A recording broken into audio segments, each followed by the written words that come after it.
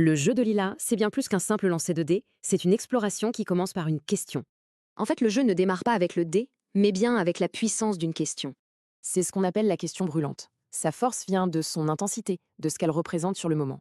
Si la question est sincère, alors le jeu devient un miroir. Sinon, l'expérience reste en surface. La formulation de la question, c'est vraiment la clé. Alors comment bien la construire? On évite donc les questions qui appellent un simple oui ou non. L'idée, c'est d'ouvrir l'exploration. Voilà quelques pistes. Ces débuts de phrases transforment la question en véritable outil de découverte. Le vrai secret, c'est la reformulation. C'est là que le jeu s'approfondit, avant même le premier lancer. Allez, un exemple simple, c'est un point de départ, mais on peut aller bien plus loin. Là, on passe du oui-non à une réflexion sur le bon moment, le bon timing. Ici, la question va plus loin. Elle explore le désir profond qui se cache derrière cet achat. Chaque reformulation, en fait, nous amène plus près du cœur du sujet, de la vraie question. Le jeu de Lila ne donne pas de réponse. Il aide à affiner la question jusqu'à ce qu'elle sonne juste. Bon, comment on entre dans le jeu? La règle est simple, il faut faire un 6. Tant que le 6 ne sert pas, on est sur le seuil.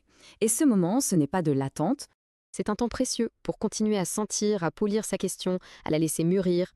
Et puis, le 6 arrive. Et là, quelque chose bascule.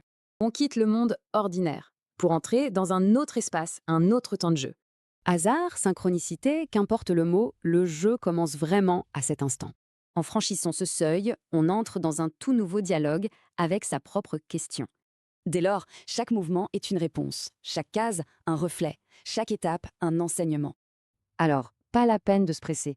Il ne s'agit pas de trouver la question parfaite. Le but, c'est de trouver sa propre question, celle qui résonne vraiment,